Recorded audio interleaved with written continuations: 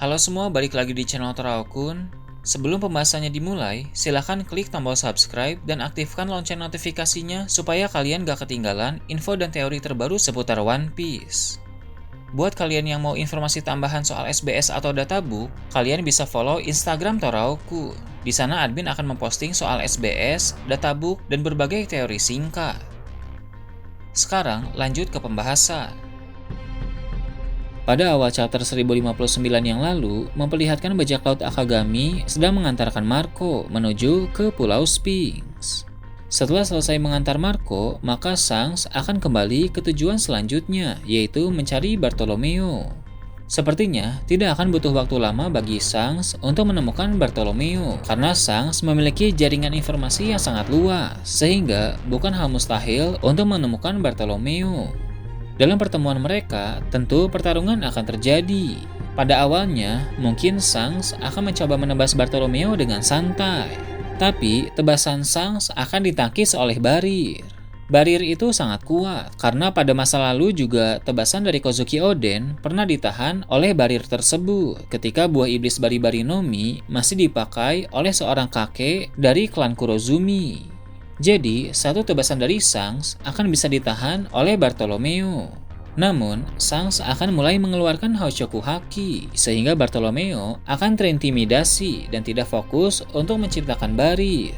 Dengan begitu, Bartolomeo akan menjadi sasaran yang mudah diserang oleh Shanks. Perbedaan kekuatan dari mereka berdua sangat jauh, sehingga Bartolomeo tidak punya kesempatan untuk memberikan perlawanan kepada Shanks. Meski Bartolomeo dan kawan-kawan kalah telak, tapi mereka tidak mati. Sebab, Shanks memberikan mereka pengampunan, mengingat Bartolomeo adalah bawahan Luffy. Dari kejadian itu, Bartolomeo pun akan mengetahui hubungan baik Shanks dengan Luffy, sehingga dia akan mulai untuk menghormati Shanks dan tidak akan mencari masalah lagi dengan bajak laut Akagami. Beralih ke tempat lain lagi, akan diperlihatkan bajak laut Kid. Rute yang mereka lalui usai keluar dari Wano Kuni akan membuat mereka tiba di Pulau Beehive, tempat yang dikuasai oleh Kurohige. Namun, saat Kid tiba di sana, Kurohige sedang tidak ada karena Kurohige, Katarina Devon, dan Vasco Shoot sedang pergi ke Amazon Lily untuk memburu buah Hancock. Perjalanan dari Beehive ke Amazon Lily pasti cukup lama, sehingga saat Kid tiba di Pulau Beehive, Kurohige belum pulang. Di Pulau Beehive hanya ada beberapa komandan Titan dan mungkin ada juga Gekko Moria yang saat ini sudah bergabung dengan bajak laut Kurohige. Mengapa Gekko Moria telah bergabung dengan bajak laut Kurohige? Itu karena ketika dia mengamuk di Pulau Beehive, dia berhasil dikalahkan dengan mudah. Moria pun diberi pilihan, apakah dia mau bergabung atau mati. Dengan berat hati, Moria memilih untuk bergabung sebab dia tahu bahwa dia tidak ada kesempatan untuk menang dari Kurohige. Kedatangan bajak laut Kid ke Pulau Beehive akan menimbulkan kekacauan besar, sehingga Kid pun akan bertarung melawan Gekko Moria.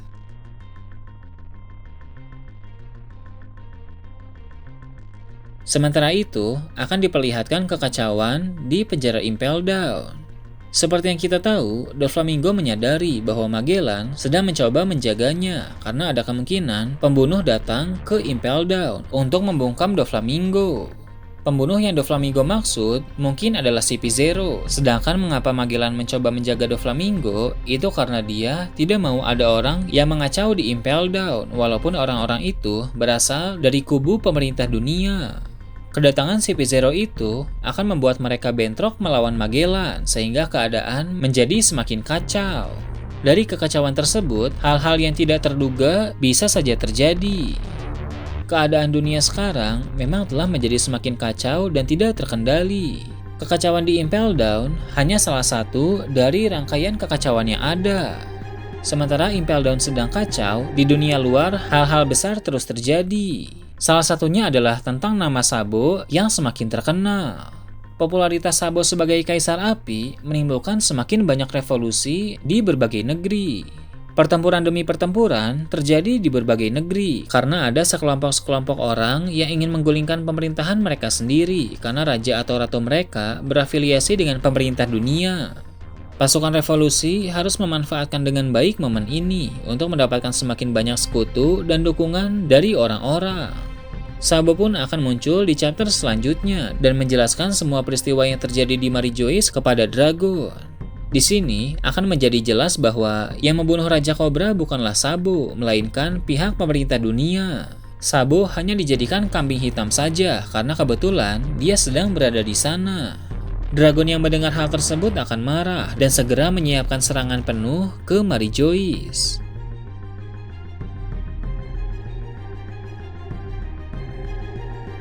Sementara itu, Karibo telah berhasil keluar dari Wano Kuni dan dia hendak menuju ke tempat seseorang untuk memberitahu tentang informasi soal Pluton dan Poseidon. Ada banyak kemungkinan siapa orang yang dimaksud oleh Karibo. Salah satu kemungkinannya adalah krokodil. Tidak akan mengherankan jika bos sebenarnya dari Karibo adalah krokodil. Sebab saat di dunia baru, krokodil terbilang berhasil mendapatkan kesuksesan sehingga wajar dia memiliki banyak bawahan dari kelompok bajak laut lain, yang mana salah satunya adalah Karibo. Bila nanti krokodil telah mengetahui soal lokasi senjata kuno, pasti dia akan tertarik untuk mencoba mengambil Pluton. Sebab sejak masih di Alabasta, krokodil memang sangat berminat kepada senjata tersebut. Pluton berada di Wano Kuni. Itu artinya krokodil dan organisasi Cross Guild akan datang ke sana. Hal tersebut juga akan menjadi awal konflik dari Cross Guild dengan bajak laut topi jerami, sebab Cross Guild berani mengganggu Wano Kuni. Kemudian, Marco yang telah kembali ke desa Sphinx akan terkejut karena sebagian dari desa tersebut sudah hancur dan banyak warga yang menjadi korban. Orang yang menghancurkan desa tersebut adalah Edward Weevil. Marco pun akan sangat marah dan segera mencari Weevil. Marco mungkin tidak akan pergi seorang diri, melainkan dengan beberapa mantan bajak laut Shirohige yang juga sangat marah dengan ulah Weevil. Mereka adalah Vista dan Daimon Jozu. Mereka mungkin akan berpencar agar semakin cepat bisa menemukan Weevil. Admin harap yang menemukan Weevil adalah Marco, karena sepertinya yang mampu menghadapi Weevil hanya Marco dibanding Vista atau Jozu. Terakhir, di berbagai tempat terlihat beberapa kapten armada besar bajak laut topi jerami. Di antaranya ada Cavendish dan Orlombus. Ada banyak orang-orang yang mau bergabung bersama dengan mereka agar bisa bernaung di bawah Luffy yang saat ini telah menjadi Yonko. Dengan begitu, armada Yonko Luffy akan menjadi semakin besar.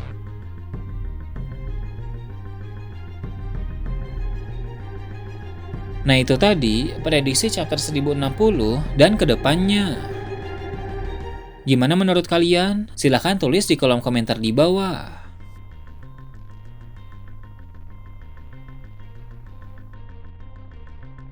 Oke, segitu aja untuk pembahasan kali ini. Jangan lupa like, share, dan subscribe untuk video menarik selanjutnya. Gue Toraukun, Shambles.